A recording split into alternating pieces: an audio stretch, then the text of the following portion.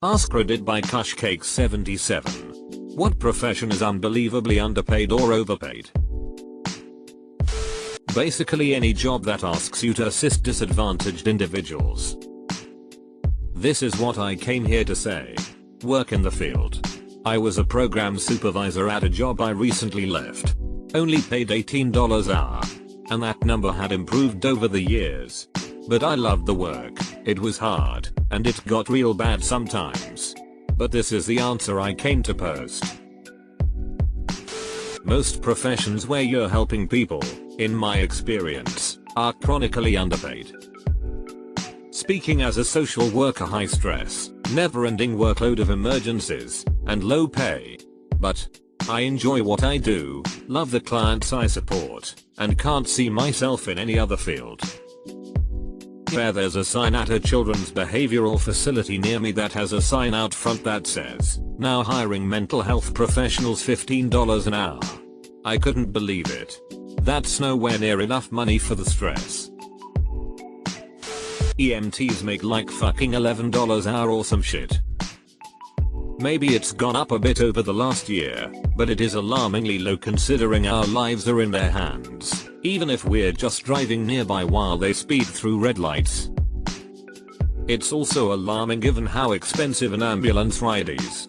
If you're going to be paying thousands of dollars for a 10-minute ride, I'd really like everyone in there to be making $25 an hour or more. EMS. Pays less than McDonald's presently, requires school to do and usually has rough hours. Physically demanding, psychologically difficult, the list goes on.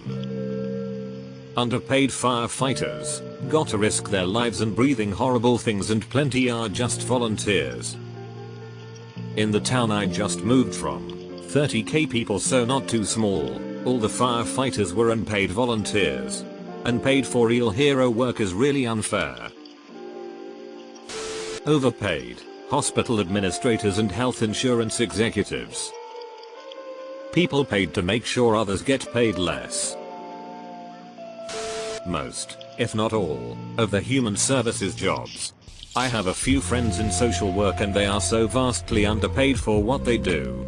Like, these people work to make the lives of children better and I make more walking around half a block of property.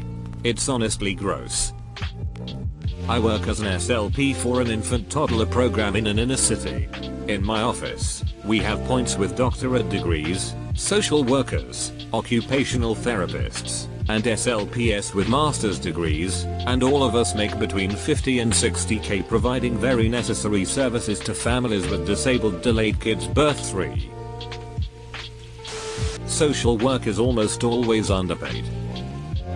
100% agree since I'm living it. Oh, and we're hated at the same time, so that's fun. Public defenders are extremely underpaid where I live. It's still a good amount of money, but you could get a job at a fancy library for around the same salary. Kind of sad really, since they work their asses off for unfortunate people and aren't paid much. A fancy library, you say? Nursing home workers. Minimum wage to clean old people shit. My mom was a nurse's aide for a bit when I was younger. Her stories compared to the workers in nursing homes. Not sure the pay, but I'm pretty sure it was bad. She took on another job to make ends meet.